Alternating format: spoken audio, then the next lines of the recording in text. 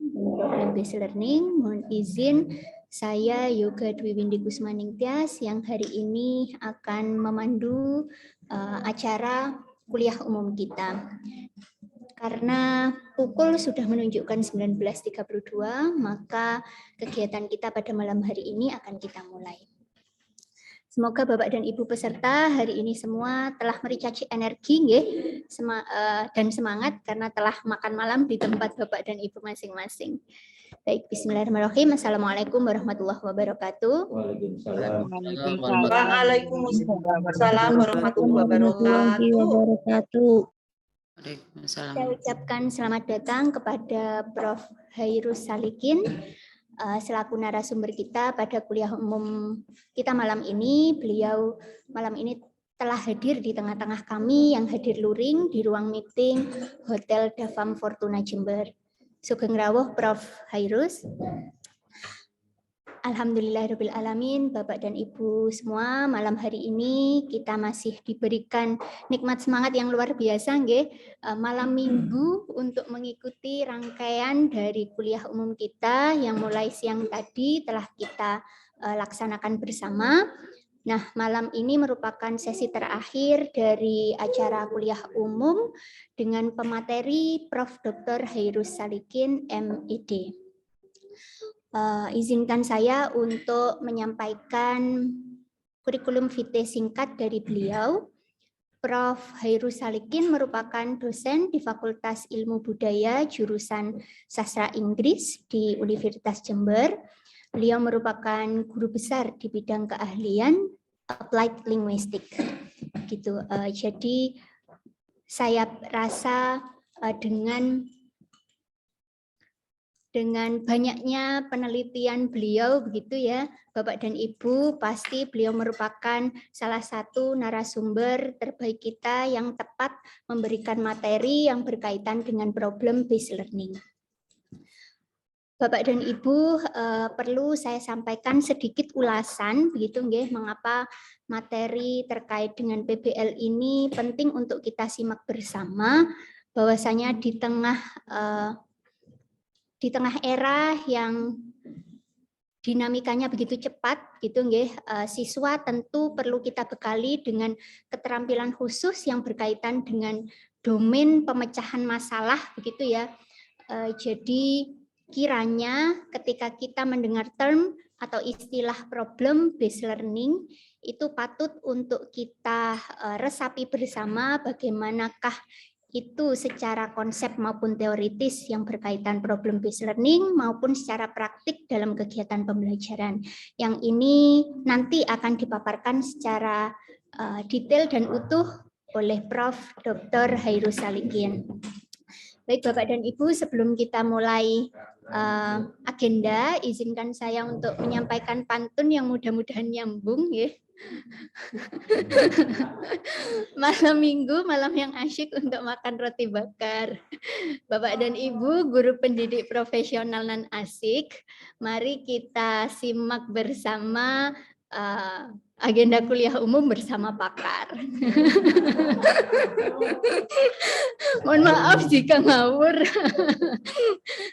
Baik, tanpa memperpanjang waktu, kami berikan waktu seluruhnya kepada Prof. Dr. Hairus Salikin, MED. Kepada beliau, waktu kami persilahkan.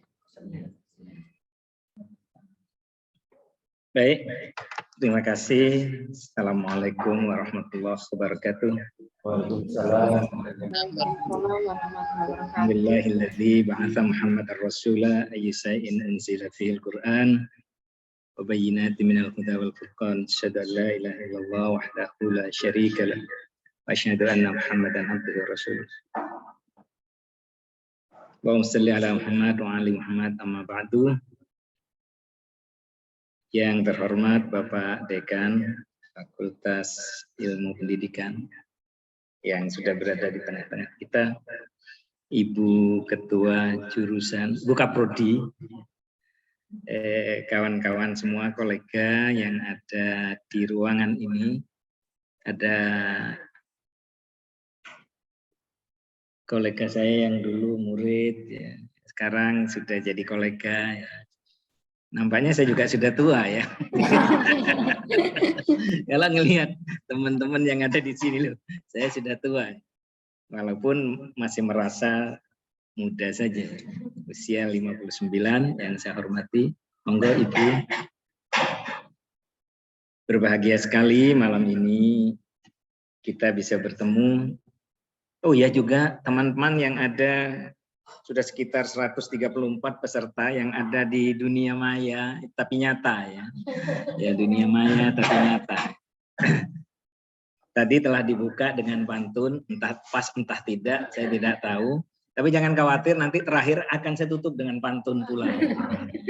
Insya Allah ya. Semoga cocok. Ada beberapa catatan kecil saja yang ingin saya sampaikan. Karena kalau berbicara problem based learning, saya akan sama dengan mengajari itik berenang gitu ya. Ya, kalau ngajari itik berenang ya udah repot kan ya. Sehingga lebih ke arah ya sharing-sharing sedikit saja daripada memberikan sesuatu. Kawan-kawan yang ada di kejauhan dan juga yang ada di ruangan sini, saya hampir lupa kalau malam ini saya di sini ya. Kenapa lupa? Karena saking entengnya kita hanya ber-WA-WA-an saja. Ya. Enteng sekali katanya Prof. Budi. Ya kalau warga sendiri memang begitu ya dibuat enteng ya. Hampir lupa. Kalau tidak Bu Anita ini menghubungi lagi, saya sudah pergi ke Lumajang ini tadi siang. Tapi alhamdulillah masih ingat. Kemudian yang kedua, kalau saya diundang UNMU kemarin kajian dan lain sebagainya, jadi teringat catatan-catatan 30 tahun yang lalu ketika sejak 1987 saya sudah ya ikut ngopen FKIP khususnya jurusan bahasa Inggris sampai baru berhenti 2016 ya. Mudah-mudahan pengganti-pengganti ini yang sekarang masih seger-seger ini akan menambah tenaga di jurusan bahasa Inggris, jurusan yang lain juga di Fakultas Ilmu Pendidikan. Bapak Ibu dan saudara-saudara yang ada di jalur Zoom, sebelum saya mulai, ada filsafat yang ini harus dipegang kita semua. Next please. Nah, filsafat ini berasal dari bahasa Cina aslinya. Ini renungkan betul. Ya. Kata filsafat ini, tell me, I will forgot. Dan ini pekerjaan guru. Show me, I will remember. Dan yang ketiga, involve me, I will learn. Nah, filsafat ini Cina, bahasa Cina aslinya dari berang Cina, ketika kita hanya menceritakan sesuatu kepada murid kita, mereka akan lupa. Yang kita saja cepat lupa ya, apalagi murid kita ya. Ketika kita menunjukkan sesuatu kepada mereka, mereka hanya ingat saja. Tetapi yang ketiga, ketika kita mengajak mereka bersama-sama, maka mereka akan belajar. Oleh karena itu, yang ingin disampaikan pada beberapa waktu ini adalah kita akan mengajak mereka belajar bersama-sama dengan topik yang sebenarnya ini bukan hal yang baru. Mulai tahun 50-an sudah ada, yakni problem based learning. Tapi ada satu hal yang perlu kita catat sebagai guru. Strategi apapun yang digunakan, teknik apapun yang dipakai, apa saja, dengan teknologi yang super maju sekalipun, satu kunci yang harus dipegang, yakni next ya, kunci ini harus dipegang. How to make our student motivated. Jadi sebenarnya kunci mengajar itu, kata para filosof, hanya satu, bagaimana menjadikan murid kita termotivasi. Hanya itu sebenarnya. metode apapun dipakai, strategi apapun dipakai, teknologi yang semacam apapun, kalau siswanya tidak termotivasi setelah itu, dia akan mandek aja, selesai di kelas. Tetapi kalau kita bisa membuat siswa kita termotivasi, maka kita berhasil. Nah, sudah barang tentu untuk menjadikan siswa termotivasi itu, kita harus menjadi dosen atau pengajar yang betul-betul bisa menjadi bapak, bisa menjadi kawan, bisa menjadi sahabat, bisa menjadi teman curhat, yang itu tidak gampang. Nah, ada dosen yang kadang-kadang masuk kelas, setelah itu kita buru-buru ingin cepat keluar dosennya. Kapan rampungnya? Kapan rampungnya? Ada yang begitu. Tapi ada kan kadang-kadang dosen yang kalau masuk ke kelas, diajar 1,5 jam, merasa diajar cuma 30 menit. Itu ada. Loh, kok kayaknya 30 menit kok sudah selesai. Sehingga peserta didik itu akan merindukan terus. Nah, ini yang sebenarnya harus dilakukan. Bagaimana membuat peserta didik kita itu termotivasi. How to make them motivated dengan cara kita masing-masing.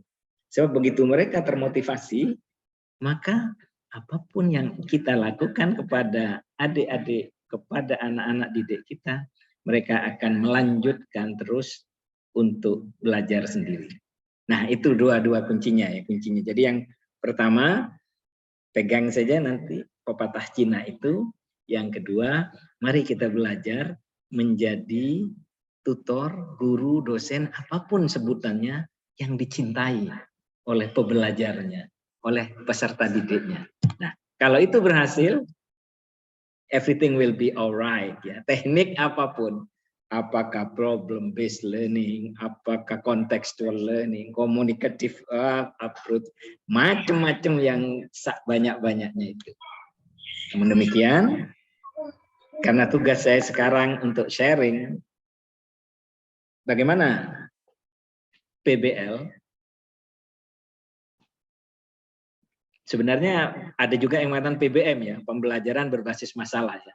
Tetapi yang banyak memang diambil dari aslinya, PBL ya, problem terus slash based learning. Kalau mau ditulis benar ya.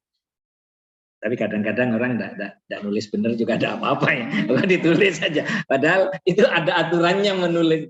Jadi kenapa disebut ada slash? Karena problem base itu menjadi dasarnya. Jadi harus ditulis problem, kemudian slash based, pakai ide learning. Tapi seenaknya nulis. Termasuk di UNED juga. Saya bilang, ini kok ditulis seenaknya? Itu kan ya podo ini, tidak podo ya. Itu ada aturannya. Baik. Apa sih konsep dasarnya? Nah ini, makanya saya tadi agak membuka dengan, saya kadang-kadang agak ragu juga, jangan-jangan ngajari itik berenang ya. Kayak ngajari itik berenang kan, Bapak Ibu juga, oh wis ngerti kabeh ya, tinggal selesai ya. Sebenarnya konsep dasarnya, problem based learning adalah salah satu strategi pembelajaran yang dapat membawa siswa pada pembentukan kemampuan berpikir di sini ya, yang Pak Sekali Mari berpikir dengan memberikan peluang bagi siswa untuk melakukan penelitian dengan berbasis masalah nyata. Ini bukan hal yang baru. Kalau Bapak Ibu buka bukunya Ellen siapa itu yang contextual learning, itu semua sama. Ngajar matematika harusnya kontekstual, ngajar ekonomi harusnya kontekstual. Jadi ini bukan hal baru sebenarnya. Nah ini dasar pemikirannya. Okay? Kemudian next, udah jalan. Oke, jalan. Oke. Kenapa saya katakan ini sebenarnya bukan hal yang baru. Sebenarnya para ahli pendidikan, para ahli filsafat seperti John Dewey yang meninggal wafat tahun 1950 dia, seorang Amerika, dia sebenarnya seorang psikolog ya. Kemudian dia belajar banyak tentang filsafat, kemudian dia belajar banyak tentang karakter anak-anak. Jadi John Dewey itu, makanya banyak sekali tulisan beliau yang berkaitan dengan itu. Dan mengenai PBL ini, beliau mengatakan, dia mengatakan sekolah sebenarnya adalah cerminan masyarakat yang lebih besar dan kelas kata beliau, menjadi laboratorium untuk penyelidikan dan pengentasan masalah kehidupan nyata. Jadi ini sudah lama sebenarnya ya.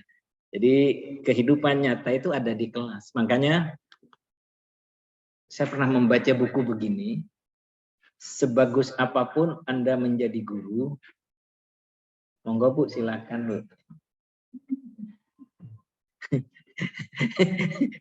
Sambil bawa makanan ya, nggak apa-apa, silakan. Makanya sebagus apapun guru, mohon maaf ya, ngajar matematika, ngajar ekonomi, apapun, ada pesan yang harus kita pegang. Never ever not ready for teaching. Jangan pernah tidak siap kalau akan mengajar. Jangan pernah. Malah saya sudah mengajar 40 tahun. Saya mengajar mungkin sudah 38 tahun. Tapi sampai detik ini, saya belum pernah tidak siap kalau akan mengajar. Saya mau berbicara di depan bapak-bapak, adik-adik, saudara-saudara, teman-teman yang ada di Zoom ini. Saya mempersiapkan dengan mati-matian. Ya. Padahal ini hal-hal yang biasa, tapi harus saya persiapkan. Kenapa?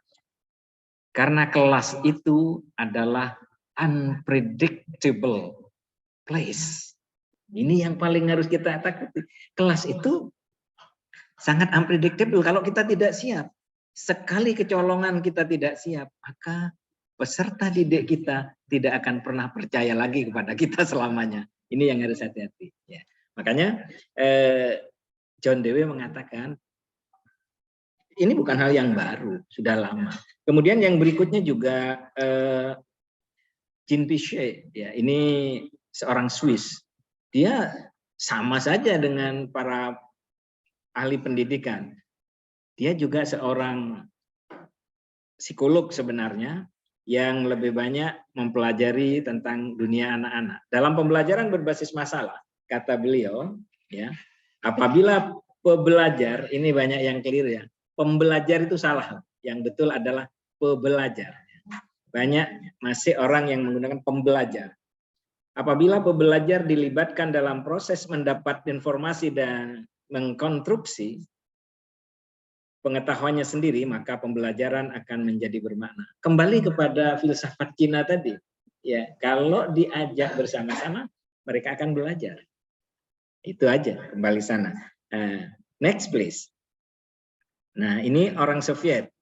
Ya, orang Soviet ini mengatakan intelektual akan berkembang ketika individu menghadapi pengalaman baru. Pengalaman baru ya menyelesaikan masalah di kelas itu. Dan membingungkan, dan ketika mereka berusaha mengatasi diskrepansi, ketidaknyamanan yang timbul itu dalam pengalaman-pengalaman ini. Jadi kata, saya tidak tahu bagaimana membaca ini. Mungkin ada yang bisa membantu. Bacanya bagaimana sih? Yang benar. Vygotsky. Ya sudah dibaca aja apa adanya ya. Vygotsky. Ya karena jangan berpura-pura tahu kalau memang tak tahu. Saya terus terang tidak tahu cara bacanya. Ya. Karena ini orang Soviet. Nah, 3 ahli kalau mau dikatakan orang yang memperhatikan pendidikan inilah yang menjadi dasar bagaimana sebenarnya PBL itu harus dilakukan. Tidak ada yang baru, tidak ada yang baru. Bapak Ibu bisa saja telah melakukan di kelas, walaupun secara tidak sadar. Bapak Ibu bisa saja sudah melakukan sambil kuliah, walaupun sebenarnya tidak sadar. Next please. Nah, ada yang saya merah-merahkan itu, ya, katanya Pak Tansil itu mirah ya, mirah sekali itu ya. Yang saya mirah-mirahkan itu, apabila PBL adalah pembelajaran menggunakan masalah nyata, contextual learning, sudah lama ada, yang tidak terstruktur, ill structure, dan bersifat terbuka, sebagai konteks bagi peserta didik untuk mengembangkan keterampilan, menyelesaikan masalah, dan berpikir kritis, serta sekaligus membangun pengetahuan baru.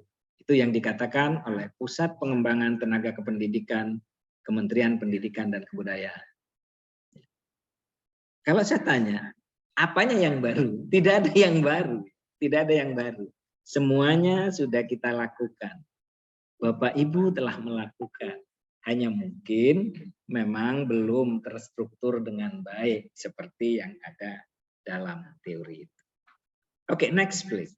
Nah, tujuannya saya kira langsung bisa kita terka tujuannya. Kalau dasar, monggo Pak Tansil, panjang umur ini barusan dirasani. Iya, orang yang awet muda katanya ya. Siapa yang bilang tadi, Bu Fitri ya? Iya betul. Duh, saya tidak buat-buat Pak Tansil. Itu memang Bu Fitri mengatakan Pak Tansil itu awet muda katanya. Nanti di cross check aja. Selamat datang ya. Supaya tidak dosa kan Bu ya. Saya yang bilang Pak Tansil sudah tua, tapi beliau yang protes masih muda. Baik, tujuannya ya ada beberapa ya, monggo nanti bisa dipelajari lebih jauh ya. Misalnya Hosnan 2014 halaman 298, kemudian berikutnya juga next please. At-Tabani 2017 ya. Nah, di dalam bukunya masih salah beliau itu. Ini saya tulis asli ya. Padahal ini sudah terbit, ditulis pembelajar. Padahal yang betul itu pebelajar ya, pebelajar. Tapi ini sudah terbit Gus ya, bukunya sudah terbit, sudah ada kok di dalamnya kok masih ada pembelajar apa tidak. Nah, dari beberapa tujuan ini bisa di next please. Nah, dari bisa disimpulkan semua ternyata para ahli yang menulis apa-apa tentang tujuan PBL itu semuanya sama. Berpedoman pada berpikir kritis, pemecahan masalah nyata di kelas, kemudian membangun pengetahuan sendiri. Jadi ada kebebasan. Yang itu sebenarnya sudah terjadi pada contextual learning yang dulu-dulu itu sudah terjadi. Ya, tidak tahu mungkin kok terus ada nama baru yang padahal tahun seperti tadi yang saya katakan tahun 1950 sudah ada. Aslinya, mohon maaf kalau ada yang dari kesehatan mungkin nanti bisa konfirmasi. Aslinya PBL itu sebenarnya ditujukan pada ilmu kesehatan awalnya. Tahun berapaan itu awalnya itu. Jadi ilmu kesehatan dia yang mengatakan dulu, yang melaksanakan itu. Kemudian dikembangkan menjadi ilmu-ilmu yang baik. Ya kita kan tidak mempersoalkan ini punya siapa tidak ya, tapi sepanjang ada manfaatnya untuk proses belajar mengajar kita harus lakukan itu. Next please. Nah, prinsipnya kalau melihat tujuannya pasti muncul prinsip-prinsipnya. Saya pikir ini semuanya sudah banyak dilakukan oleh kita semua ya. Walaupun mungkin tidak disebut secara detail seperti ini. Misalnya menggunakan masalah nyata untuk mengembangkan pengetahuan serta kemampuan berpikir kritis dan mencari masalahnya. Kedua, bersifat terbuka, open-ended problem. Saya pikir kita melakukan kadang-kadang di kelas ya. Ada anak mahasiswa kita diajak untuk membuat seperti ini. Yang ketiga, student center. Sudah lama ya kita mengatur student center. Kemudian yang keempat, kolaborasi antara peserta didik yang sangat diperlukan ya. Jadi ada kerjasama. Monggo, selamat datang. Ya, oh sudah tadi ya. Baik, ini prinsipnya. Nah langkah-langkahnya, nah ini yang kadang-kadang butuh ketelatenan. Langkah-langkahnya. Ya. Bagaimana seorang guru bisa merumuskan masalah dan meminta siswa serta menganalisis masalah yang ada di kelas. Jadi sebenarnya intinya bukan guru yang meminta. Itu yang kadang-kadang keliru. Jadi kita tidak meminta kepada peserta didik kita untuk menemukan masalah, tidak. Membiarkan mereka untuk dikondisikan mencari masalah-masalah yang akan diselesaikan. Walaupun prakteknya, mohon maaf, nanti boleh bisa diskusi. Prakteknya tidak seperti yang diteorikan, ya, karena banyak hambatan-hambatan yang akan kita hadapi. Kemudian langkah kedua setelah peserta didik itu menemukan masalah yang bisa diselesaikan sendiri rencananya, ya diharapkan mereka punya tentatif jawaban, kira-kira ini nanti jawabannya kemana, kira-kira tentatif saja, ya. Ya, jawaban itu nanti harus diuji dengan bekerja sama, baik berkelompok maupun perorangan sebenarnya. Sebenarnya boleh perorangan, tidak harus berkelompok. Karena apa? Karena ada, mohon maaf, ada pembelajar yang memang tidak bisa belajar bersama yang lain. Ada. Kalau sudah begitu, kita paksakan belajar dengan temannya, ya tidak akan pernah belajar.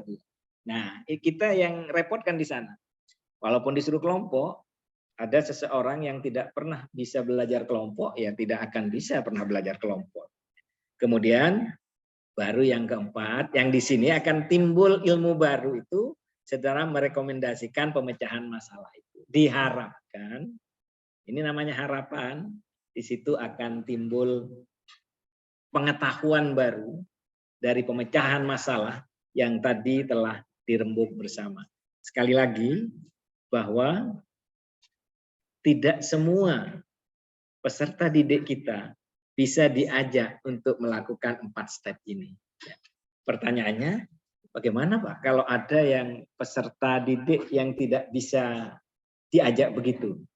Ya ini PR kita memang. Misalnya ada yang terus diem aja, yang lain bekerja sama dia diem aja. Ya sebagai seorang guru yang tadi di awal, syarat di awal itu bagaimana membuat siswa termotivasi, ya kita harus bukan terpaksa, kita harus mencari tahu kenapa si siswa ini bisa begitu. Tidak boleh dibiarkan, harus ya cari tahu. Nah ini langkah-langkahnya. And then next please. Nah ini bisa dibaca sendiri sebenarnya ya di dalam bukunya Soimin, bahwa beliau mengatakan keunggulan PBL itu diantaranya mendorong siswa untuk memiliki kemampuan mencari masalah pada dunia nyata. Ya diharapkan ya membangun pengetahuan siswa melalui aktivitas belajar ya. Yang ini ya biasa-biasa mulai dulu juga sudah ada ya. Mempelajari materi yang sesuai dengan permasalahannya, karena kontekstual ada di kelas, permasalahannya dicari sendiri, mereka lebih nyaman daripada spoon feeding ya, daripada diberi oleh tutornya dan gurunya. Kemampuan komunikasi yang terbentuk melalui kegiatan diskusi dan presentasi hasil pekerjaan. Sekali lagi, ini tidak segampang teorinya, karena ada saja di kelas siswa-siswa yang memang tidak mau berdiskusi dengan temannya. Ada kalau yang begitu. Ya sudah diem aja, begitu diskusi diem. Jangan salah tafsir, mereka bukan tidak belajar. Bisa saja dia belajar dengan caranya sendiri. Nah yang begitu itu harus kita ada perlakuan khusus memang. Kemudian melalui kerja kelompok, melalui kerja kelompok siswa yang mengalami kesulitan secara individu dapat diatasi. Jadi kalau kerja kelompok itu keuntungannya adalah kadang-kadang siswa lebih nyaman, sekali lagi bagi mereka yang bisa bekerja kelompok, lebih nyaman daripada dikoreksi oleh kita sebagai tutor, sebagai dosen. Lebih nyaman kalau dengan teman. Sementara kalau dengan dosen biasanya mereka ada rasa ya, sungkan dan sebagainya dan lain sebagainya. Ada yang bocor ini.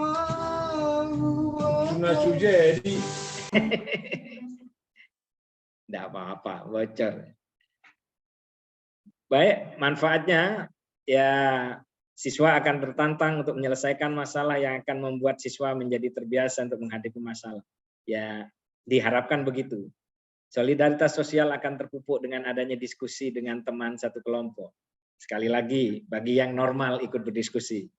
Guru dengan siswa akan semakin akrab, tidak selalu ya, tidak selalu. Guru dengan siswa akan semakin akrab itu kalau sang guru memang punya kepribadian yang bisa dekat dengan siswa. Mohon maaf, di Fakultas Ilmu Budaya ini ada seorang dosen sampai sekarang, tanpa menyebut namanya, luar biasa pengetahuannya, bagus membacanya, tapi tidak satu pun mahasiswa yang suka. Karena apa? Kata mahasiswa, kalau dia mengajar pada dirinya sendiri. Tidak peduli mahasiswanya mau mendengarkan, mahasiswanya mau perhatikan, mahasiswanya mau tidur, tidak peduli dia. Nah, yang begini bagaimana bisa akrab dengan siswa? Ya tidak. Dan saya sampai sekarang masih tetap yakin kalau dosen akrab dengan mahasiswa, yang dikhawatirkan, banyak dulu yang khawatir, biasanya mahasiswa itu katanya ngelama dan lain sebagainya. Ada apa? Menurut saya tidak ya. Menurut saya tidak. Karena apa? Karena mahasiswa, anak SMA itu kan sudah tergolong orang-orang yang bisa dikatakan dewasa. Jadi keakraban kita itu sangat dibutuhkan sebenarnya oleh mereka. Bahkan kalau kita tidak akrab, kadang tidak tersampaikan pesan yang kita ingin berikan kepada mereka. Jadi ini sangat bagus nih, guru dengan siswa akan semakin akrab. Dalam tanda petik, ya, akrab yang bisa dalam hal kependidikan lah ya. Siswa akan terbiasa menerapkan metode eksperimen karena akan ada kemungkinan suatu masalah harus diselesaikan siswa melalui eksperimen. Mungkin dalam hal-hal tertentu, tapi tidak semuanya. Next, please. Nah, ini yang menjadi masalah sebenarnya ya. Monggo nanti kita diskusikan bahwa tidak semua materi pembelajaran dapat menerapkan PBL, tidak semua. Guru harus tetap berperan aktif dalam menyajikan materi dan akan kesulitan di kelas gemuk, kelas besar. Bapak Ibu, saudara-saudara yang ada dalam Zoom juga, ada penelitian yang ini dilakukan di California. Penelitiannya mengatakan, bisakah guru digantikan oleh teknologi? Sekali lagi, bisalah guru digantikan oleh teknologi. Mungkin di California ini bukan satu-satunya penelitian. Ya, betapa pentingnya kehadiran guru. Ada satu kelompok diberi materi yang sama dengan teknologi yang tinggi, kelompok lain diberi materi yang sama dengan guru. Ternyata hasilnya, begitu dites, yang menggunakan guru masih jauh lebih unggul dari segala aspek, kualitatif, kuantitatif, dibanding yang dengan hanya teknologi. Artinya apa? Kita tidak bisa melupakan peran guru di kelas. Dan saya yakin, seyakin-yakinnya, teknologi setinggi apapun tidak akan bisa menggantikan peran guru. Karena ada peran guru yang tidak bisa digantikan oleh teknologi, yaitu social touch-nya, ya, senyumannya, keakrabannya. Kenapa Bu kalau saya tanya senyum kok katanya senyum? Ya, artinya bagaimana teknologi bisa senyum ya. Tetapi kalau guru luar biasa bisa melakukan semua itu. Oleh karena itu saya termasuk orang yang tidak terlalu tergila-gila dengan teknologi. Kalau ngajar, kalau misalnya listrik mati, ada sebagian dosen kalau listrik mati buyar tidak ngajar. Enak ya, padahal dibayar. Laptop bermasalah, ini tadi agak bermasalah Pak Tansil, Pak Dekan, karena colokannya belum dicetak di pabrik. Punya saya colokannya belum dicetak. Ya. Colokannya terlalu tipis, yang punya Bu Fitri, tapi ada di kantor. Kalau saya tidak mau, ya sudahlah, tidak usah pakai. Ternyata kan masih bisa ya, diatasi, dikirim ke Bu Anita, akhirnya Bu Anita. Artinya, tolong kehadiran seorang guru jangan pernah digantikan oleh teknologi. Karena kalau itu terjadi, akhirnya PowerPoint yang kita buat itu tidak ada maknanya. Hanya kadang-kadang satu paragraf ditaruh, plek suruh baca. Kan mending aja suruh baca bukunya daripada baca itu. Yang namanya PowerPoint ya mestinya poin-poin yang mempunyai kekuatan. Kan itu bukan paragraf poin ya, makanya PowerPoint. Jadi ini yang kadang-kadang agak kesulitan. Kedua, di Indonesia pada umumnya kelasnya gemuk.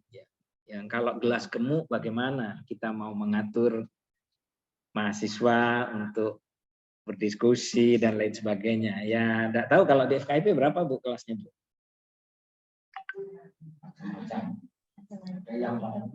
Ya, kalau 40 sudah berat ya.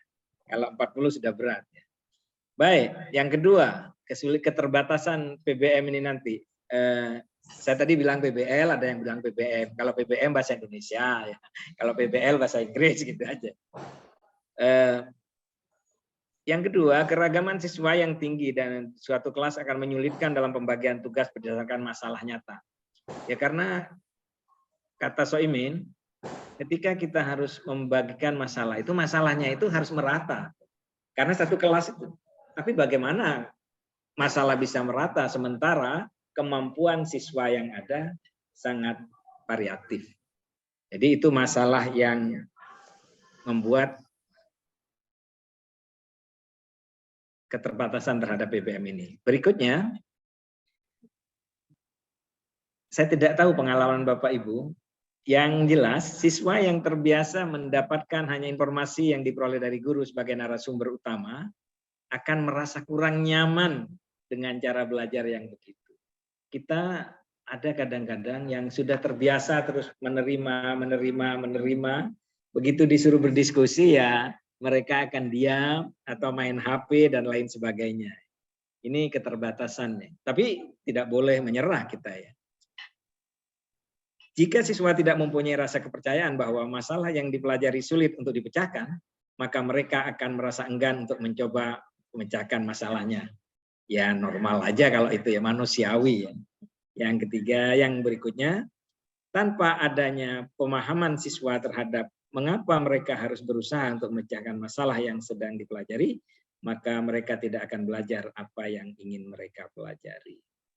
Oke, itu yang terjadi kenyataannya. Jadi saya tidak tahu bagaimana mengatasinya kelas besar, bagaimana mengatasi bervariasinya kemampuan siswa, bagaimana mengatasinya seperti tadi ketika di kelas ada 2-3 orang yang secara kebetulan dia terlahir untuk belajar sendiri.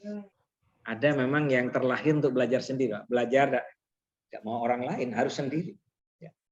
Ngapain sendiri, ngerjain sendiri, dan kalau ada temannya malah tidak selesai. Nah itu harus diatasi ya. Nah untuk itu kita sebagai dosen, sebagai guru, apapun namanya, ya harus kembali kepada yang tadi, syarat yang pertama. Sebenarnya kuncinya kan hanya kita tampil di kelas itu dan bagaimana bisa membuat peserta didik kita termotivasi dengan kehadiran kita. Hanya itu sebenarnya. Kalau sudah peserta didik termotivasi dengan kehadiran kita, maka tidak ada yang sulit dilakukan. Misalnya Bu Anita begitu di kelas langsung bisa memotivasi siswanya. Bu Anita tidak datang minggu depan, pasti ditanya, kemana ya Bu Anita? Bukan malah Bu Anita kapan sakitnya ya, misalnya. Kalau tidak sakit-sakit kan bukan itu ya.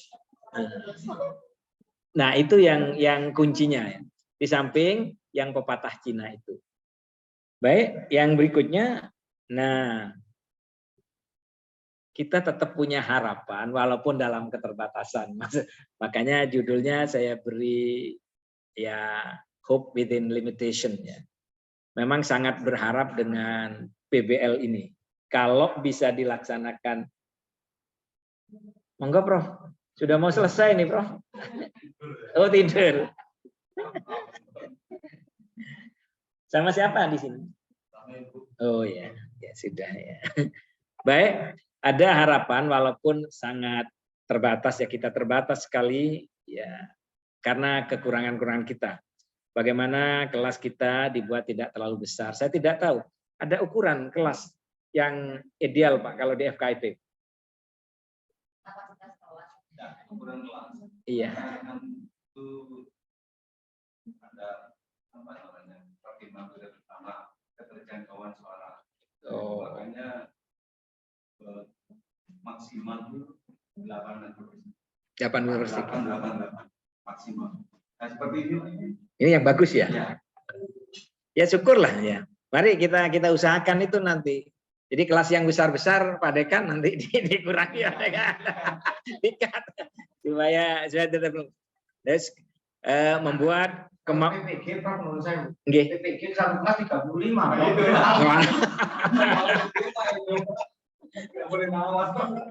Oh, itu tidak boleh ditawar. Baik, bagaimana kita berusaha namanya membuat kemampuan siswa itu relatif sama. Kemudian yang ketiga, ini yang sangat penting. Berusahalah kita untuk menjadi model yang dirindukan oleh peserta didik. Berusaha. Sebab kalau kita sudah bisa menjadi model yang dirindukan oleh peserta didik, maka pasti yang keempat ini tercapai. Peserta didik pasti termotivasi. Nah, kalau sudah peserta didik kita termotivasi, tidak ada yang tidak bisa dilakukan oleh seorang guru. Pak Budi kalau misalnya sangat bisa memotivasi kelas dan orangnya sangat motivatif, setiap kali Pak Budi akan bilang apa saja, mereka manut saja ya. Walaupun suruh loncat jurang, mereka manut aja nanti. Saking motivasinya yang tinggi. Ya baik, ya awal tadi Pak Budi saya sudah memulai dengan satu kata, jangan-jangan saya ke sini ini ngajari itik berenang. Iya, kan repot nanti kalau ngajari itik berenang. Kenapa? Yang dihadapi guru semua, yang dihadapi pendidik semua.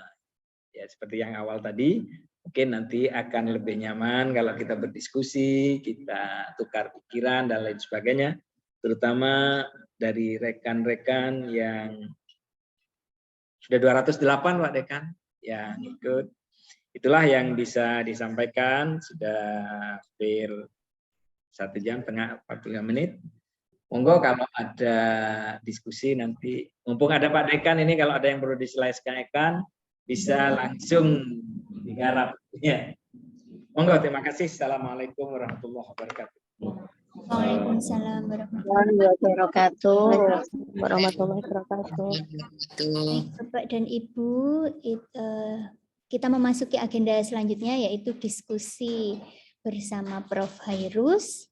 Monggo saya berikan kesempatan kepada Bapak dan Ibu peserta untuk mengajukan beberapa hal, mungkin ada pertanyaan atau hal-hal yang ingin di-sharingkan bersama. Tidak harus pertanyaan saja, ya, boleh. atau hal-hal yang ingin di-sharingkan. Baik, monggo Bapak dan Ibu, kami tunggu.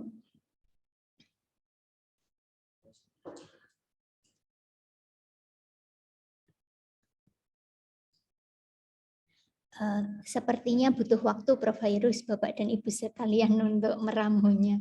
Mungkin ini Prof.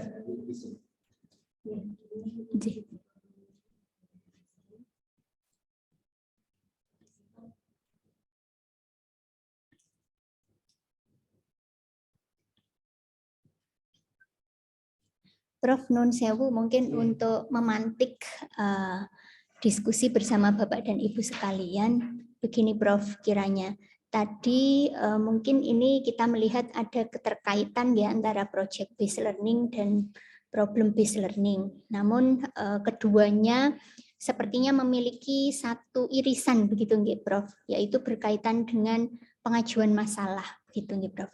Nah, kemudian apa kiranya yang membuat suatu masalah ini menjadi masalah yang baik untuk kita jadikan start pada kegiatan pembelajaran begitu, Prof.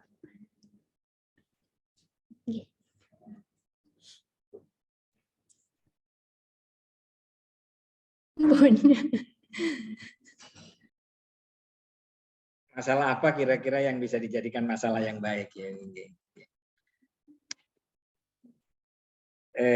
Ada satu hal yang perlu kita catat sebenarnya. Jangan-jangan pembelajaran berbasis masalah ini nanti begitu selesai pembelajaran meninggalkan masalah. Ini yang tidak boleh ya. Jangan sampai meninggalkan masalah ya. Ya. Atau menambah masalah malah. Tapi sebenarnya masalah apa yang mungkin tadi ada di depan itu, maka yang harus dilakukan adalah ya paling tidak dibuka kepada siswa itu dan untuk mencari apa-apa yang menurut mereka menarik untuk dibahas. Dan kita jangan terlalu involved di dalamnya. Kita jangan terlalu terlalu membatasi. Misalnya, ya mohon maaf, kalau siswa sekarang lagi cenderung-cenderungnya membahas drama Korea misalnya, drakor misalnya, ya kita harus bisa apa ya, bisa menyesuaikan supaya menjadi masalah yang baik bagi mereka. Tetapi kita tetap harus menjadi seorang dirijen yang baik.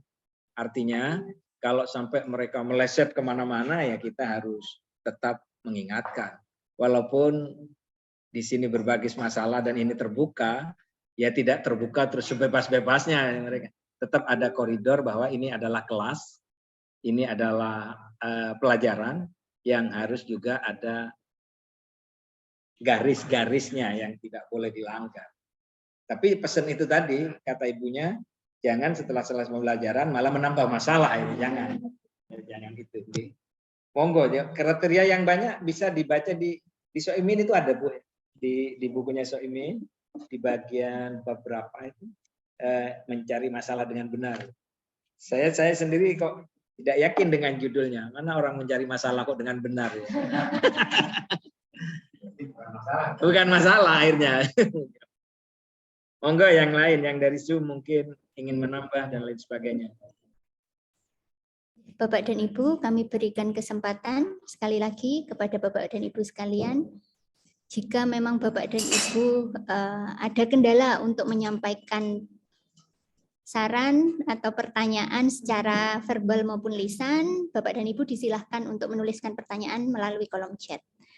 Jika memang pada ruang Zoom Bapak dan Ibu belum ada yang memiliki masalah, begitu nggih, untuk di-sharingkan bersama. Ada masalah.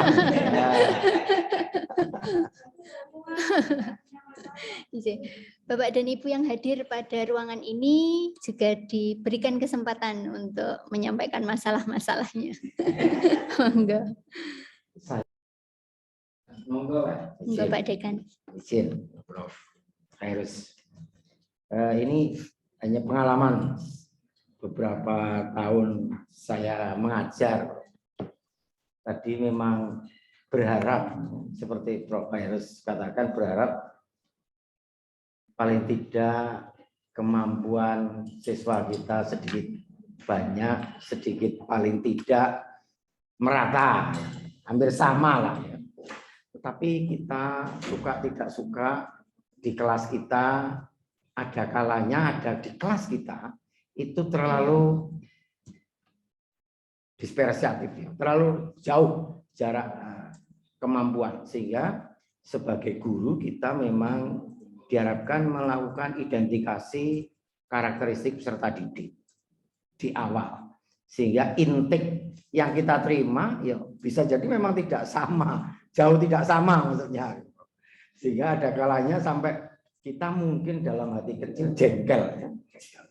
Artinya jengkel yang berkomentar atau yang punya masalah dan memecahkan masalah atau semacam itu hanya siswa-siswa itu saja. Sehingga ada kalanya kita menjadi jengkel, kenapa siswa yang ini tidak. Memang ada pembelajaran di kelas kita, diharapkan guru juga melakukan diferensiasi pembelajaran karena mempersiapkan itu. Tetapi dengan problem based learning kita khawatir masalah yang kita harapkan itu jomplang yang dipahami oleh siswa kita, peserta didik kita. Sehingga kalau kita identifikasi yang ini nanti ketemu sebenarnya hanya berpikir tingkat rendah, yang ini berpikirnya sudah tingkat tinggi atau yang tengah-tengah ada middle. Itu bagaimana ya, Bro? Saya terus terang kadang-kadang ya sang bodoh memang saya yakin gurunya ya. Saya Bro. Mungkin ada kiat tersendiri kalau menemukan yang seperti itu. Sehingga senewan sendiri. Terima kasih Prof. Khairus. Ini pengalaman saya curhat. Baik, kalau mau jujur mungkin semuanya pengalamannya sama Pak. Ya begitu itu. Terutama kalau kelasnya banyak, saya pikir untuk identifikasi dari awal ini, saya tidak tahu apakah pernah betul-betul dilakukan oleh kita.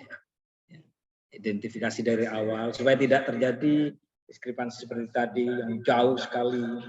Sehingga kalau diskusi, Ada yang satu sudah mikirnya level 1, yang satunya sudah 10 itu. Saya pikir bukan dosen yang bukan dosennya yang apa tadi kata Pak Dekan itu. Ya, Pak Dekan bilang bodoh atau enggak ya? Enggak lah ya. Saya kok enggak enak bilang gitu. Bukan dosennya, enggak, saya yakin enggak. Tapi memang problem di kita itu kan sudah lama sebenarnya Pak Dekan, bahwa kelas kita itu terlalu besar untuk menjadi ideal. Itu sudah lama. Seandainya kelasnya betul-betul bisa dijadikan kelas ideal, saya pikir mengidentifikasi dari awal itu tidak terlalu sulit. Tapi kalau sekarang dengan jumlah kelas di atas 35, saya pikir apa yang seperti dilakukan Pak Dekan itu mungkin tidak pernah dilakukan oleh kita semua ya. Ya maaf ya, kalau kita mau jujur, saya tidak tahu siapa di antara kita yang begitu masuk kelas sudah mengidentifikasi sehingga tidak terjadi seperti yang kata Pak Dekan itu tadi. Saya tidak tahu, Prof Budi pernah melakukan juga. Sama. Nggih, Pak Dekan, jadi tidak ada jawaban seperti membalik sebuah tangan. Tapi jangan khawatir, Pak Dekan bukan sendiri. Ya, saya pikir semua orang itu hanya ada orang yang bisa menahan kejengkelan itu, tetapi ada juga yang tidak bisa. Kalau model-model orang yang sabar itu mungkin bisa. Dulu ada dosen yang amat sangat sabar, sudah almarhum, Pak Parmin, itu dosen kita. Ya, mahasiswanya mau jungkir balik di belakang, Pak Parmin itu tidak akan apa-apa, hanya dia aja itu. Jangankan mahasiswa jungkir balik, mahasiswa keluar semua, Pak Parmin dia tetap mengajar. Nah, itu mungkin satu di antara sejuta orang ya, tidak bisa ditiru. Kalau umpama saya gitu, saya lempar kursi juga, Pak. Ya, nggih, Pak Dekan, kira-kira semua orang mengalami hal yang sama. Cuma yang tadi itu yang tidak sama. Tingkat kejengkelannya mungkin berbeda-beda. Saya pikir kalau Pak Dekan sudah termasuk yang sabar. Tapi kalau Bang Yusnan almarhum, oh betul-betul dimarahi Pak kalau Bang Yusnan. Karena tingkat kesabarannya mungkin tidak terlalu kuat. Oh iya juga, iya Pak Cipno. Monggo yang lain mungkin kalau mau nambah. Terima kasih. Hanya sharing saja. Ya. Jadi memang problem di kita kelas kita. Dan yang kedua, kelas kita ini biasanya kan memang heterogen gitu ya. Jadi dalam satu kelas heterogen, sehingga ada siswa yang memang berkemampuan baik, ada yang average, ada yang low achievers kan gitu. Kalau secara teoritis sih bahwa dalam ini untuk bisa mereka itu berkolaborasi antara yang high achievers, yang tengah maupun yang bawah, memang dalam pengelompokan itu kan disarankan untuk bisa bervariasi gitu ya, bukan yang mungkin. Jadi siswa tidak diperkenankan untuk memilih sendiri siapa yang disukai gitu kan. Nah, kemudian ya tentunya ini menjadi tugas kita, ya harus metani satu-satu ya, kira-kira ini siapa yang masuk golongan yang high, yang sedang maupun yang rendah. Dan juga kalau dipertimbangkan lagi bias gendernya juga begitu ya, jadi harus semuanya itu bisa terwakili gitu ya. Jadi dari kelompok ini diharapkan kelompok yang memang heterogeneous, baik dari sisi kemampuan kognitifnya maupun kemampuan sosialnya ya, dan lain-lainnya. Nah itu nanti diharapkan ini bisa saling membantu. Nah, itu kan secara teori seperti itu ya. Tapi memang dalam faktanya ya, ketika itu dikelompokkan seperti itu dan kelasnya cukup besar, ya, akhirnya juga ini belum bisa belum bisa merepresentasikan harapan sebagaimana yang ada di teori itu. Sehingga ya memang kita perlu telaten gitu ya. Kadang-kadang diminta presentasi aja ya sudah mahasiswa itu ya sangat jauh dari harapan kita. Jadi itu begitulah memang variasi dari kelas-kelas di kelas mahasiswa kita maupun mungkin juga di sekolah-sekolah menengah atas maupun sekolah menengah pertama. Ya, memang ada yang super itu ada, tapi itu kan secara kurva normal biasanya kan hanya beberapa persen saja ya. Jadi yang banyak di tengah ini, yang ada di tengah. Sedangkan yang di bawah sedikit, yang di atas sedikit. Nah ini kita memang harus pandai-pandai untuk mensiasati itu. Dan terkait dengan topik-topik masalah tadi ya tentunya memang yang pertama masalah itu kalau nggak salah Prof. Haris tadi menjelaskan tentang ill-structured problem gitu ya. Yang ill-structured problem itu mungkin yang lebih bagus ya, karena di situ ada challenging dari siswa kita untuk bisa menggali lebih jauh ya dengan cara nanti multi-modal activities ya, dengan cara membaca, dengan cara berdiskusi, dengan cara menginterview dan lain-lainnya, atau mungkin juga buka internet ya, sehingga itu akan menjadi pengalaman yang kaya ya anak-anak untuk bisa memecahkan sebuah permasalahan. Jadi itu mungkin tambahan dari saya. Terima kasih. Baik, terima kasih disampaikan kepada Prof. Hairus dan Prof. Budi. Wah, sungguh luar biasa. Malam ini dua Prof duduk bersama kita, bersama Bapak dan Ibu. Jadi kesempatan yang baik bagi kita semua untuk belajar bersama beliau. Baik Prof, ini nampaknya sudah banyak pertanyaan, Prof. Mulai banyak pertanyaan yang ada dari Bapak dan Ibu peserta. Izin saya bacakan, Prof. Yang pertama ini dari Ibu Anin. Beliau ingin mengetahui bagaimana kiranya kita sebagai pendidik memfasilitasi gaya belajar siswa yang berbeda di dalam satu kelas agar merata, sama-sama mendapatkan pembelajaran yang sesuai dengan kebutuhan belajar siswa, di mana background siswa itu berbeda-beda.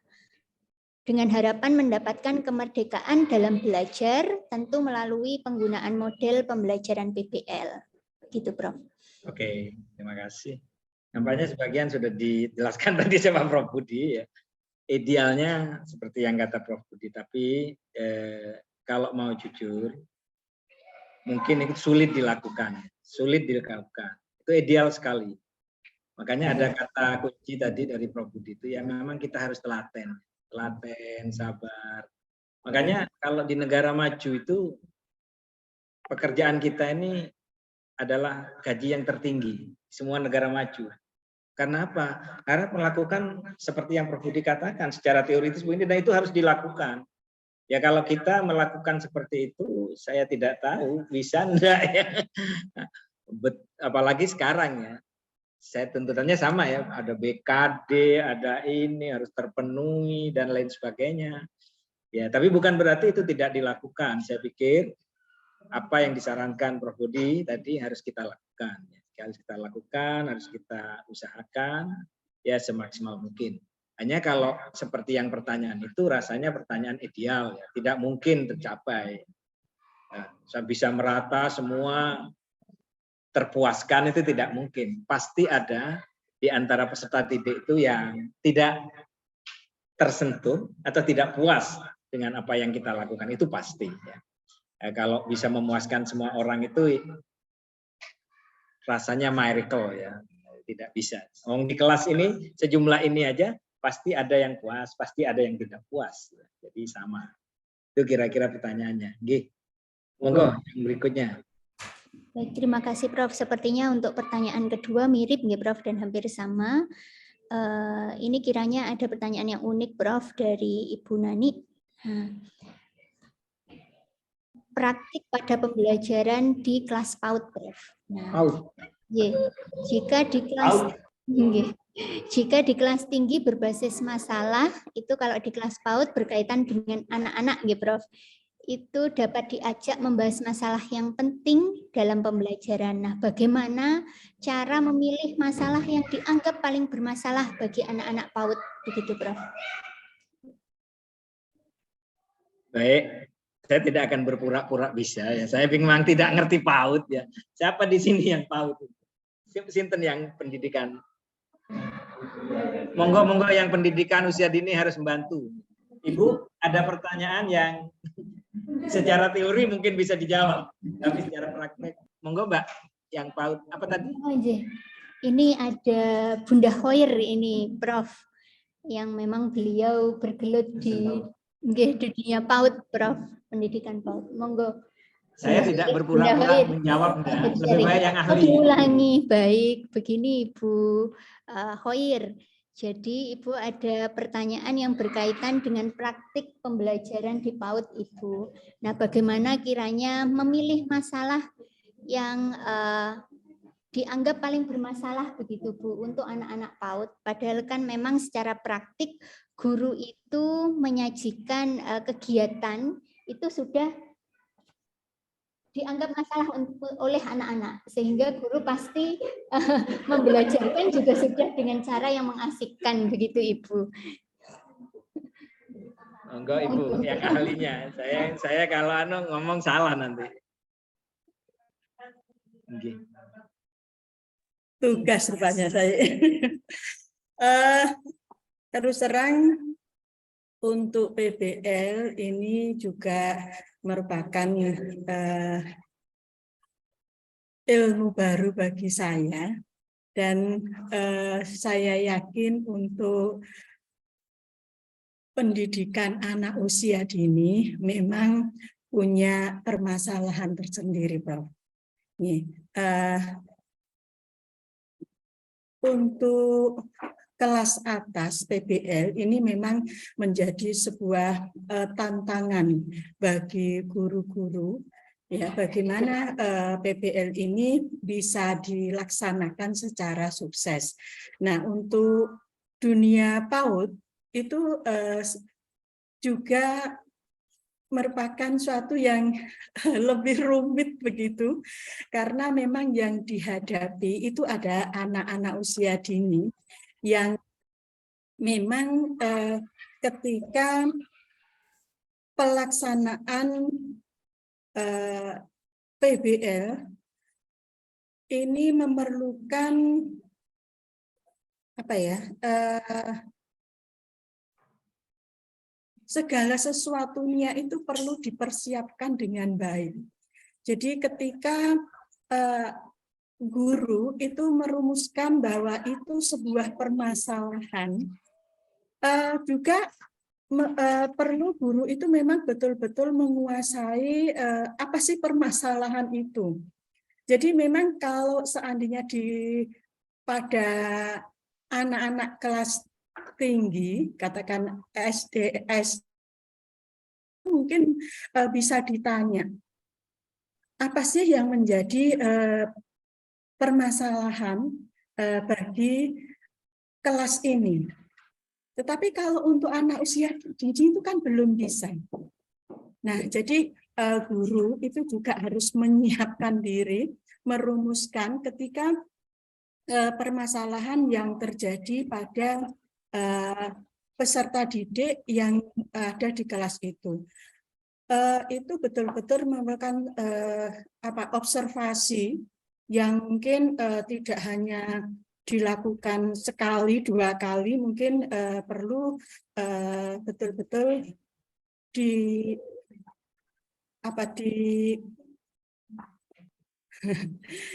sampai betul-betul memahami bahwa peserta didiknya itu memang ada permasalahan dalam hal itu.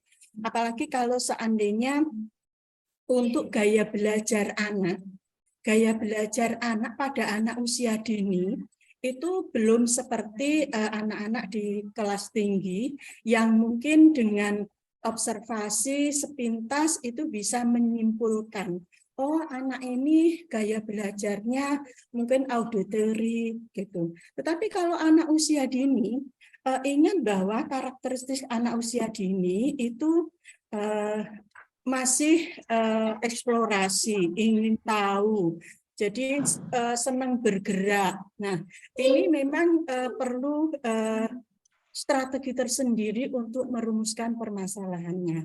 Nah, pada PBL ini kan nantinya ketika permasalahan itu yang sering kalau guru-guru PAUD itu senangnya itu Prof kalau merumuskan permasalahan itu yang berkaitan dengan membaca, menulis karena itu mudah terdeteksi begitu.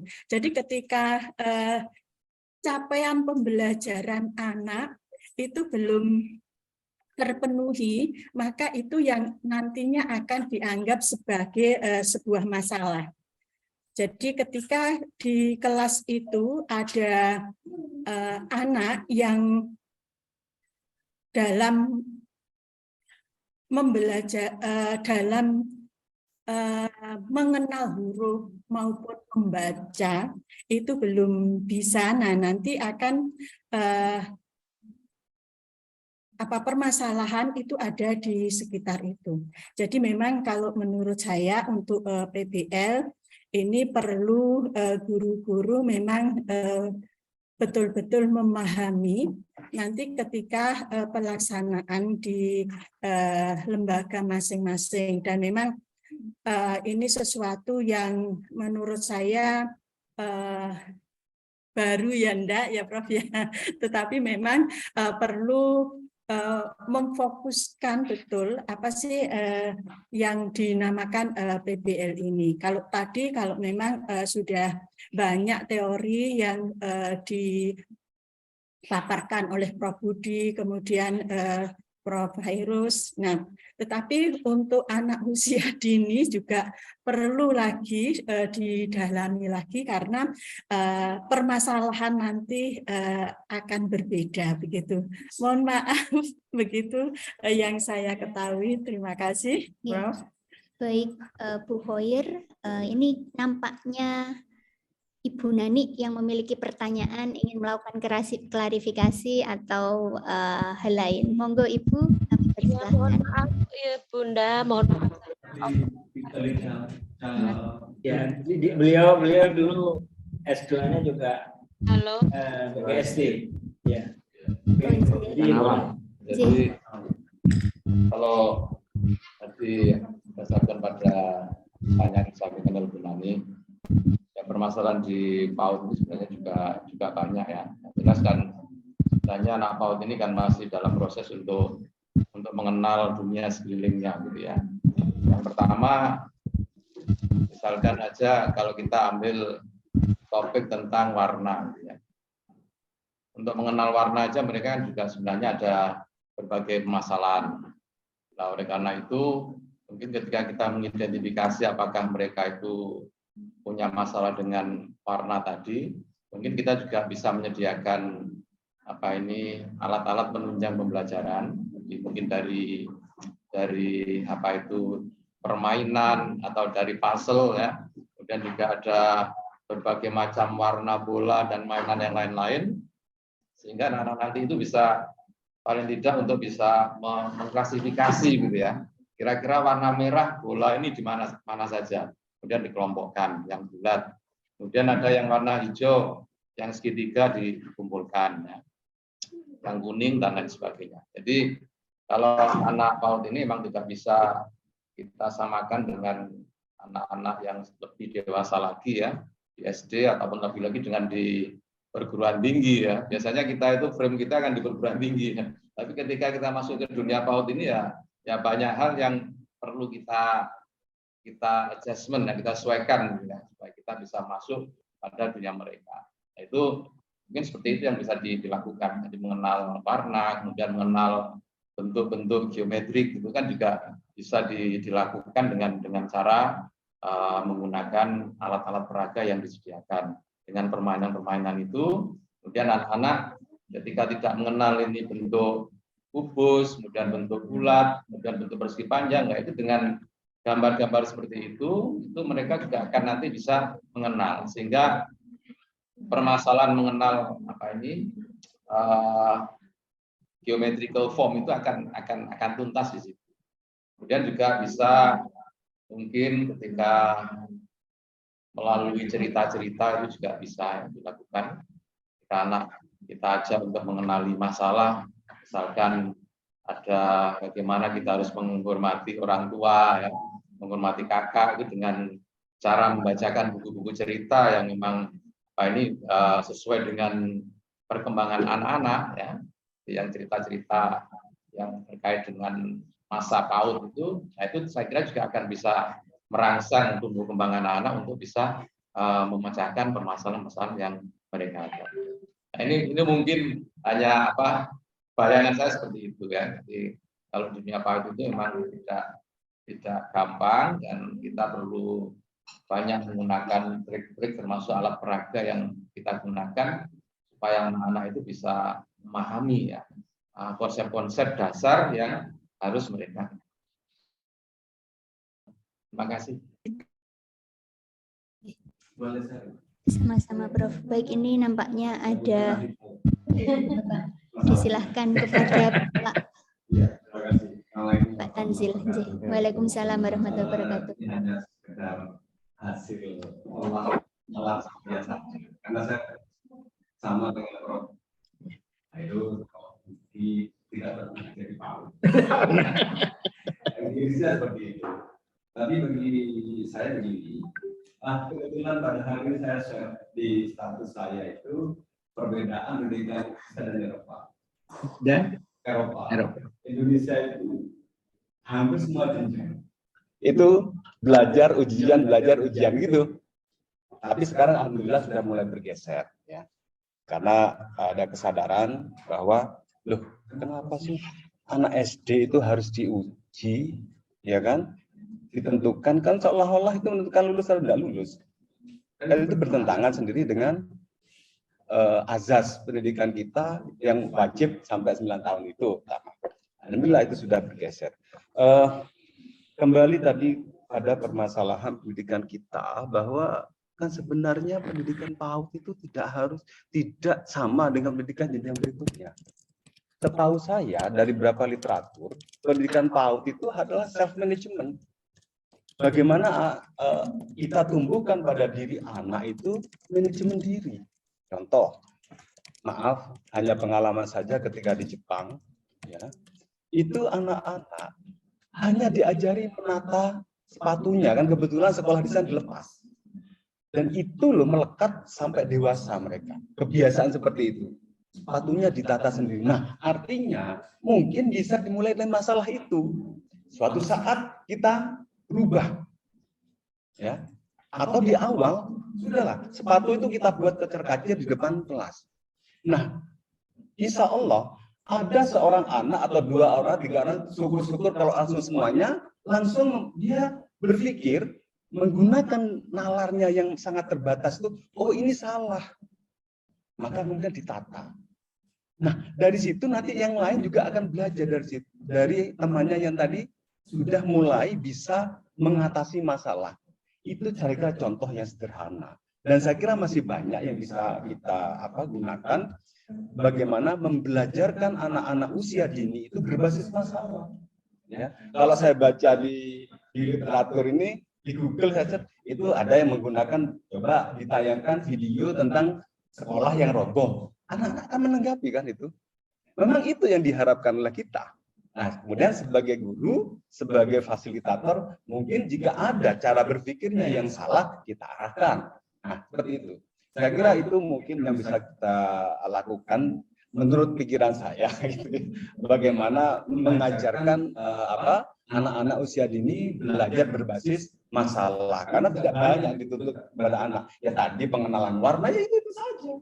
Ya, baru kalau SD explore terhadap dunia ini kan gitu tingkatannya pendidikan sebenarnya. Oke, saya kira itu. Terima kasih. Assalamualaikum warahmatullahi wabarakatuh.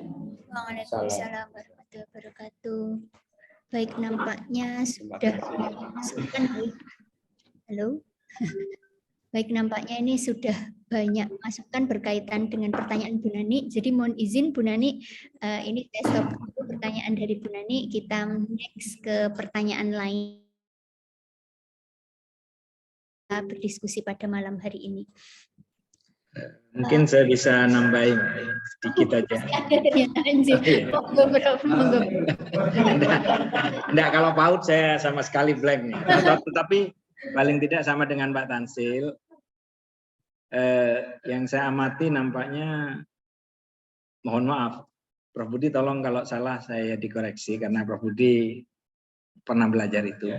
Nampaknya di sebagian besar negara berkembang itu pendidikan PAUD itu berat, artinya berat.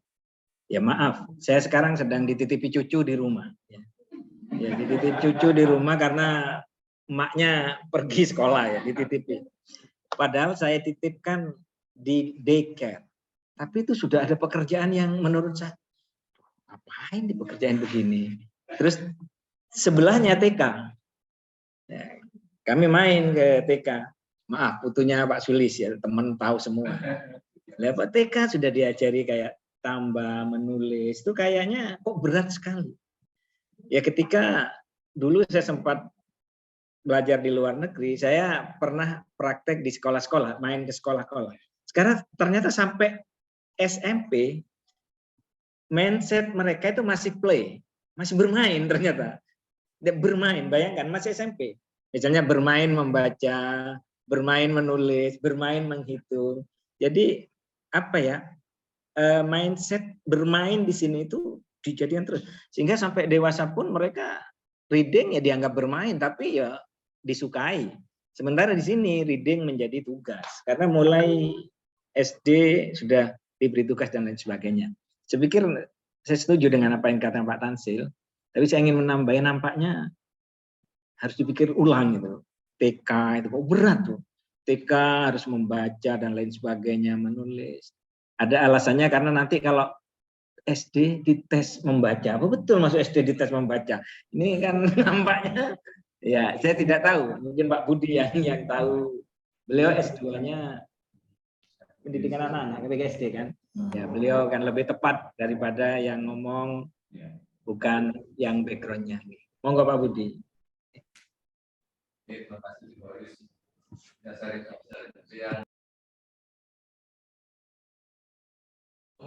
banyak ke kebiasaan itu sehingga anak nanti berangkatkan Pak Tansil tadi apa itu akan melekat dengan cara seperti itu ya. Ada kedisiplinan misalkan untuk membuang sampah saja itu kan sudah bisa menjadi sebuah masalah kan. Jika anak-anak ada yang buang sampah semaunya, kemudian nanti kita bisa mengamati, kemudian kita ajari bagaimana seharusnya mereka membuang sampah pada tempatnya. Nah, ini kan pembiasaan yang kemudian juga mungkin yang tadi di Indonesia memang kepinginnya itu seolah-olah lebih tinggi dari mereka. Padahal kalau secara teori psikologi itu kan tidak benar sebenarnya. Jadi kalau teorinya Piaget itu kan baru di tingkat SMP itu mereka sudah mulai mengarah kepada yang ini yang abstrak ya. Kalau di SD apalagi di PAUD itu masih pada tahap konkret kan, konkret operasional.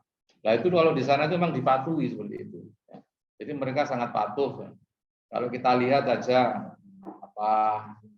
kalau kita melihat film-film anak-anak itu ya, film-film anak-anak di kartun ya. Kenapa kalau anak-anak kita melihat film-film itu bisa enjoy ya, seneng melihatnya itu ya. Dikenalkan pemadam kebakaran, bagaimana cara mengatasi, anak melihat dengan senang sampai nggak mau beranjak dari situ. Berarti kan mereka paham benar dengan ini kebutuhan anak-anak. Kalau kita kan enggak, seringkali kita dipinginnya TK itu sudah pintar baca gitu ya. Padahal belum ya, di sana belum. Jadi yang saya amati dulu ya, karena saya di elementary school, kebetulan di situ juga ada kelas PAUD-nya. Ya, jadi kalau kegiatan-kegiatan di PAUD di TK itu hanya paling enggak di situ ada pernah anak-anak itu menelusuri jalannya itu ya, jalan explore ya. Jadi kemana saya hari ini? Itu yang ditelusuri ya.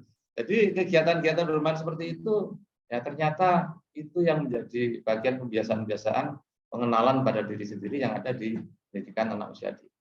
Jadi di SD pun sebenarnya itu belum ya. Kalau di SD sebenarnya kan dibagi dua kan, ada kelas rendah dan kelas tinggi gitu ya. Nah ini kadang-kadang kita pinginnya itu anak-anak kelas tinggi semua. Nah tentunya ini menjadi menjadi PR bagi kita karena dulu target kita memang penyelesaian ini kan materi ya, dengan kejar tayang kemudian diuji. Jadi nilai itu menjadi bagian yang utama. Nah, sekarang ini sebenarnya yang ingin diubah sama Pak Menteri itu kan mindset seperti itu. Makanya tidak ada ujian nasional, itu kan sebenarnya kita menginginkan anak-anak ini tumbuh kembangnya itu seimbang. Jadi bukan hanya kognitif, tapi dari sisi afektifnya juga dapat, ya. Skill, psikomotoriknya juga dapat semua. Sehingga ya bagi guru sekarang sebenarnya lebih leluasa gitu ya untuk mengembangkan apa ini kebutuhan anak ya sesuai dengan tahap-tahap perkembangannya. Nah ini tentunya mindset para guru kita itu harus berubah sekarang. Jadi harus berubah.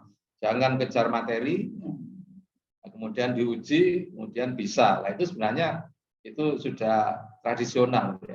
Jadi itu harus diubah. Jadi dengan menggunakan apa itu assessment yang lebih otentik, yang lebih berbasis pada proses, akan lebih cenderung apa ya bisa menggambarkan ya pertumbuhan anak ya secara periodik gitu ya. Ya meskipun nanti ujian akhir itu masih ada, tetapi itu tidak menjadi penekanan utama. Saya kira itu yang bisa saya sampaikan. Terima kasih. Terima kasih, Prof. Ya, Prof. Jadi mungkin bisa saya simpulkan sebentar, nggih, Prof. Kiranya untuk memunculkan masalah siswa di kelas PAUD ini perlu ada treatment khusus begitu, nggih, yang disesuaikan dengan dunia anak melalui pembiasaan diri, alat peraga atau aktivitas begitu, nggih, seperti contoh cerita anak maupun stimulasi perkembangan pemecahan masalah lain. Mudah-mudahan itu bisa menjawab kegalauan Bu siapa tadi ya? Bu Nani. Bu Nani. Baik, ini nampaknya sudah pukul 25.03, tetapi ternyata permasalahan dari Bu Nani ini cukup panas begitu ya, yang memakan waktu. Bu, mohon izin menambah satu pertanyaan kiranya Bu, dan mohon izin kepada Prof. Budi kiranya mungkin berkenan untuk beberapa pertanyaan yang tidak terjawab kami sampaikan kepada Prof, mungkin nanti bisa kami share secara tertulis. Dan Prof Hairus, mohon maaf. Mohon maaf, Prof. Kurang oksigen sepertinya otak saya. Baik, Prof. Ini satu pertanyaan lagi, nggih, Prof Hairus. Nah, ini Prof, ada pertanyaan dari Bu Haluma yang sepertinya lebih praktis begitu, Prof. Jika dikaitkan dengan pembelajaran berdiferensiasi, guru ini membentuk kelompok berdasarkan tingkat kemampuan. Ngaten nggih, Prof. Kemudian pertanyaan beliau adalah, satu, apakah masalah yang ditentukan itu dibentuk atau disusun oleh siswa sendiri setelah mereka bermusyawarah dengan anggota kelompoknya, atau yang kedua, guru menyiapkan masalah dengan memberikan pilihan-pilihan masalah kemudian dipecahkan oleh siswa berdasarkan kemampuan. Begitu, Prof.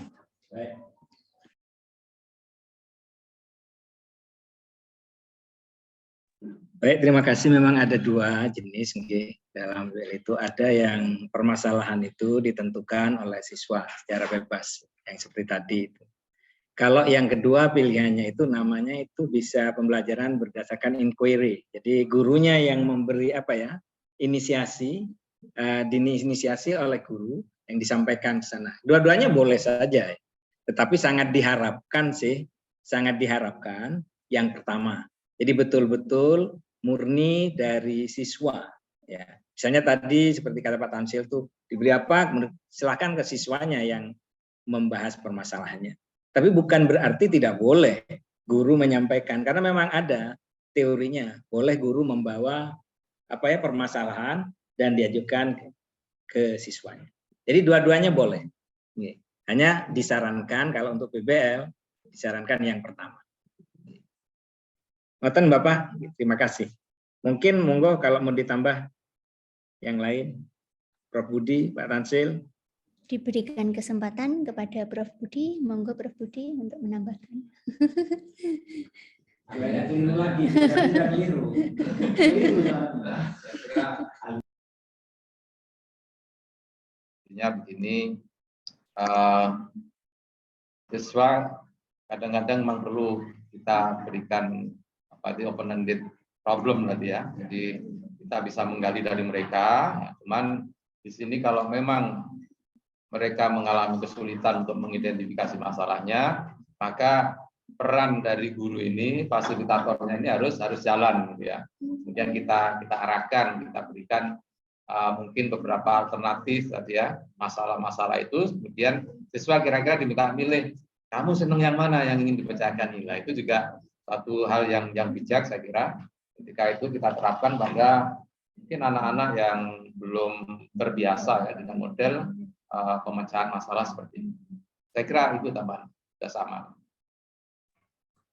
Baik, terima kasih ini Prof. Budi atas pencerahan Prof. Hairus dan Prof. Budi. Bapak dan Ibu, ini karena waktu juga sudah menunjukkan pukul 25.08. Mohon maaf, ini titipan panitia sepertinya pertemuan kita atau kuliah umum kita perlu untuk diakhiri, Prof. Tapi kan saya janji tadi, karena dibuka dengan pantun, saya akan tutup dengan pantun. Makanya itu, padahal masih panas-panas, tetapi harus ditutup. Semakin seru. Ini Tapi tadi pemantiknya sudah bagus, Bu. Kalau saya yang jawab PAUD, ya malah kocar kacir. Iya. Sudah mau ditutup. Ini yang menutup pantun Prof atau saya? Enggak, saya menutup. Prof. Budi tidak tahu, tadi ini dibuka dengan pantun. Ya, diharapkan pas katanya. Saya juga punya pantun Melayu, akan menutup. Baik Bapak, Ibu, Pak Dekan, Pak Tansil, Prof. Budi, dan kawan-kawan semua. Harusnya diskusi itu ya begini ini, jadi berdiskusi supaya tidak kaku diskusinya apa ya, jalan fleksibel, saling membantu. Yang ini adalah diskusi yang tepat. Baik, terima kasih atas segala yang disediakan di UNU ini dan kawan-kawan. Ini ternyata banyak murid saya yang di anu ini.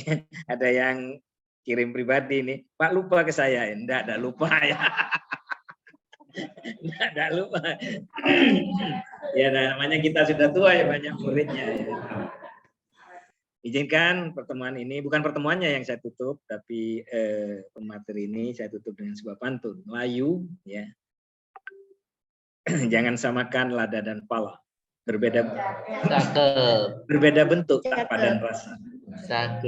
Hamba rela menginjak bara demi kemajuan UNU tercinta. Terima kasih. Assalamualaikum warahmatullahi wabarakatuh. Oke, terima kasih.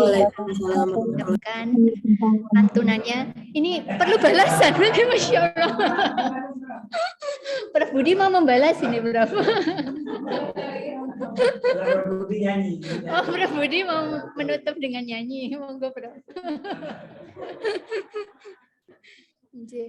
Baik Bapak dan Ibu, alhamdulillah ini materi dari Prof. Budi yang, mohon maaf Prof. Hairus, sekali lagi tadi Prof. Budi, mohon maaf Prof. Hairus, yang luar biasa. Kita sekalian mendapatkan insight dan pencerahan dari beliau. Mudah-mudahan pulang kuliah umum di malam minggu ini, malam yang bukan kelabu, gitu. Wahai Bapak dan Ibu guru, semoga kita sekalian seperti apa tadi yang disampaikan oleh Prof. Hairus menjadi pendidik yang dirindu. Begitu.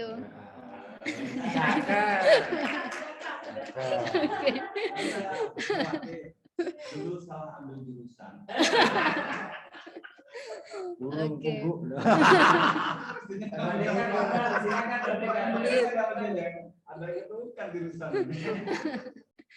Oke, Bapak dan Ibu, terima kasih atas partisipasi aktif Bapak dan Ibu peserta kuliah umum pada malam hari ini.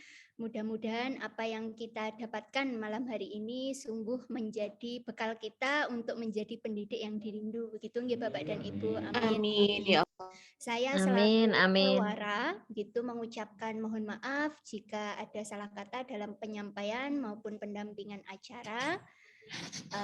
Sekali lagi kami ucapkan terima kasih kepada seluruh panitia, kegiatan kuliah umum, dan juga Prof. Hairus Salikin dan Prof. Budi selaku narasumber pada kuliah umum kita. Saya tutup kegiatan kuliah umum malam ini dengan bacaan hamdalah. Alhamdulillahirabbil alamin. Warahmatullahi wabarakatuh. Waalaikumsalam warahmatullahi wabarakatuh. Baik Bapak dan Ibu, mohon maaf ini mungkin kami ada sedikit keterlambatan untuk membagikan begitu nggih Google Form atau presensi kuliah umum. Jadi Bapak dan Ibu bisa melihat atau memperhatikan link atau tautan presensi kuliah umum pada chat. Begitu Bapak dan Ibu. Monggo.